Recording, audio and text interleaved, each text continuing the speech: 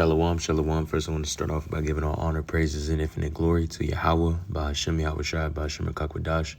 I want to give double honors unto the elders, apostles, and bishops of GMS Great Millstone, who rule, Salakia, who rule well, teach and edify in peace and blessings. Houston's your Akim, Ma'akwad in his household of faith. My name is Yeshaya, and Adawan Retzazak going to make an edifying video going into the topic of, how you speak to yourself. And even another way is how you let other people speak to you, right? So we're going to start off with Ephesians 4:27, and we'll actually speak up.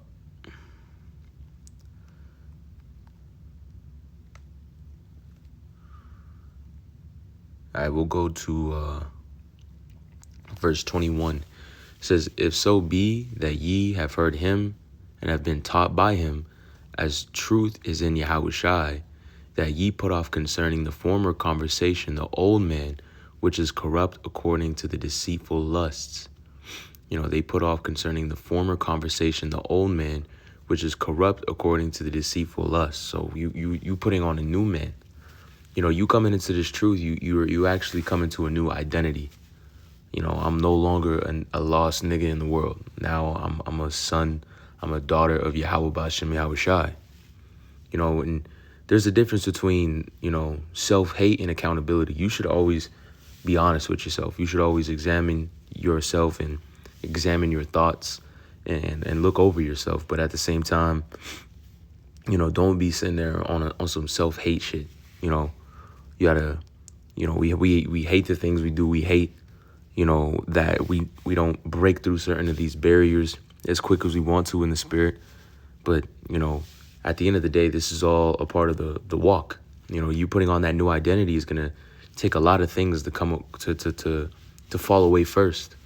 And there'll be people in your own household. There'll be people around you. There'll be your friends, so-called family, people that are just trying to, tell you what you are, and, oh, you following, the Lord, you following Yahweh Ba'ashem Yahweh Shai, you saying you a Hebrew Israelite. Like, there's no way. Listen, they're trying to reestablish that worldly identity on you. They're trying to, they're really just conjuring up those spirits, man. And, let's keep on reading. It says, "And be renewed in the spirit of your mind." So, and that's important to even think about, your mind. Your mind's very important to take care of, man. The scriptures in James talk about when lust is conceived, it starts in the mind. And then eventually, that sin ends up happening in your flesh. Your mind is the, it's the unit, the head unit of the things that happen. Through your mind, through your brain, you pick up a book. Through your brain, your eyes, I forget the exact thing that it's called, but your eyes are directly connected to your brain.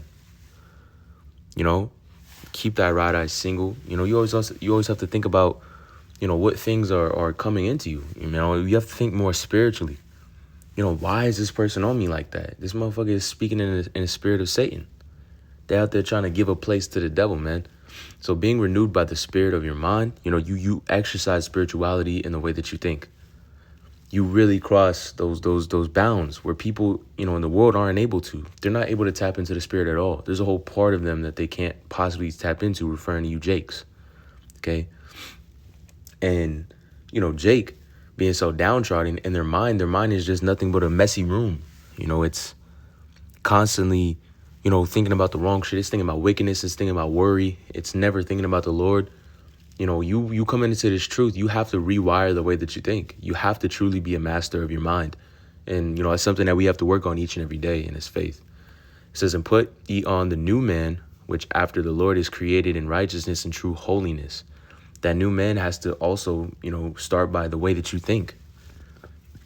Being a new man is seeing yourself differently. When you look in the mirror, you no longer just be like, oh man, fuck this guy, but rather, be like, I need to improve in this department and that department. And through the spirit and power of Yahweh Ba'ashem Yahweh Shai, I'm going to do that.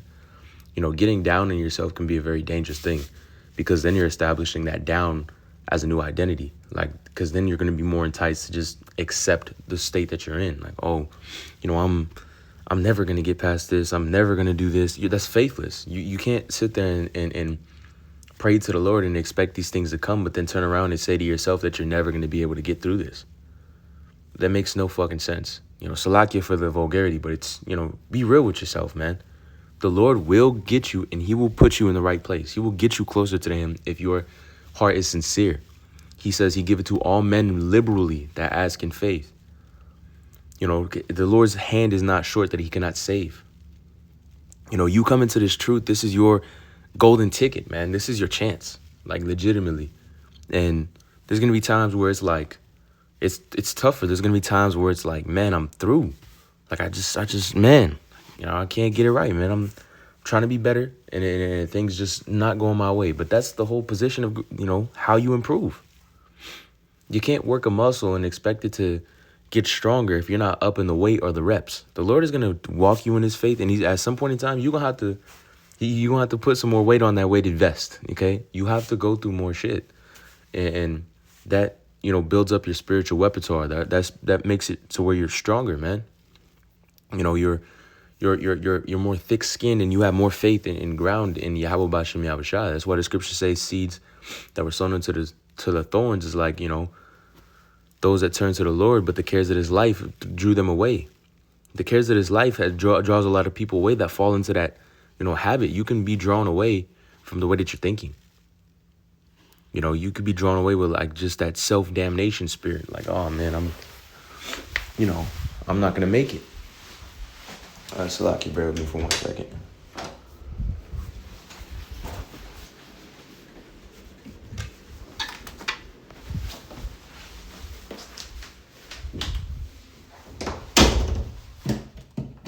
Gotta get a charger.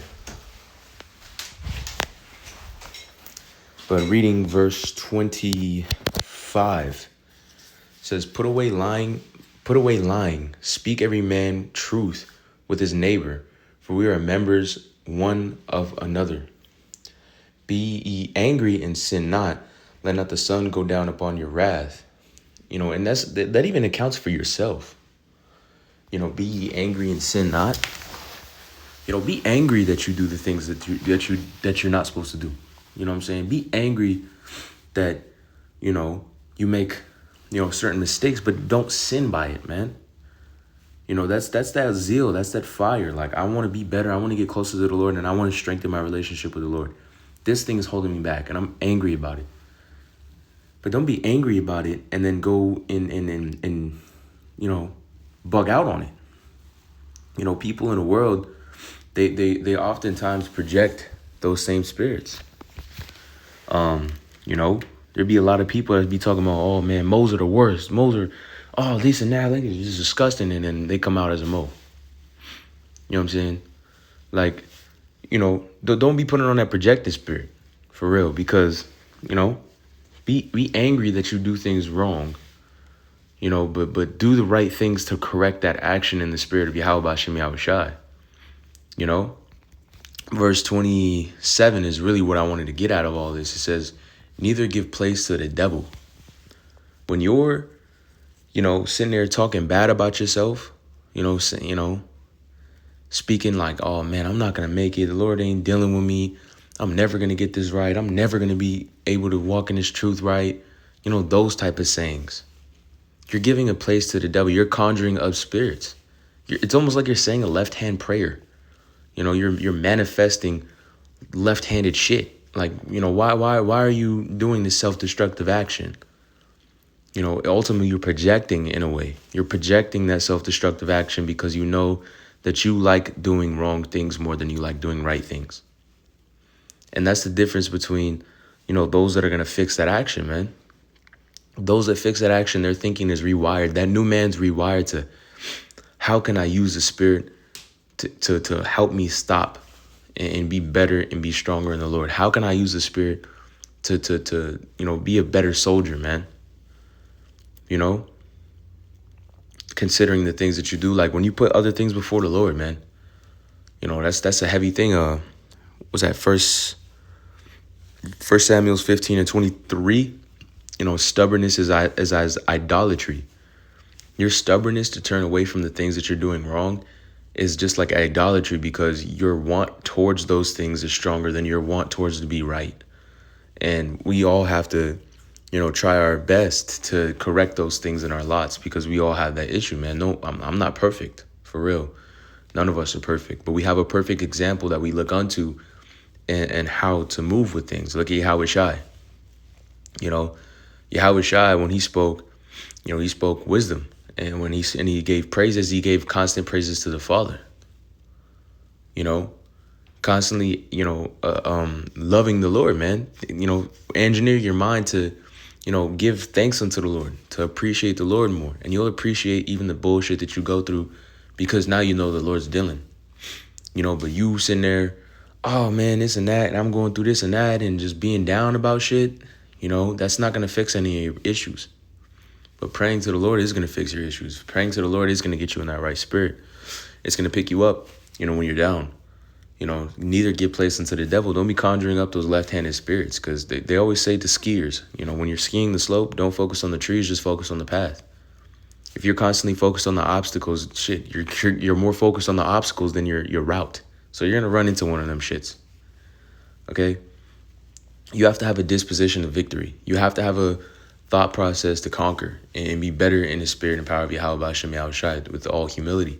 And the humility comes in understanding that we can't just do these things in a day and then snap of a finger. We can't just, get up and all of a sudden our entire, environment in our lives and our families is just right in what they need to be. It takes experience, it takes time, and it takes adherence, fear, faith, love.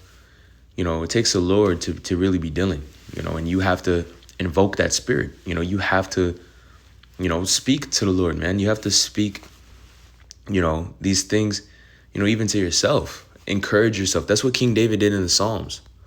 Let's look at an example of what what the Spirit's speaking about. This is Psalm 78 and verse 6, 77 and 6, I mean.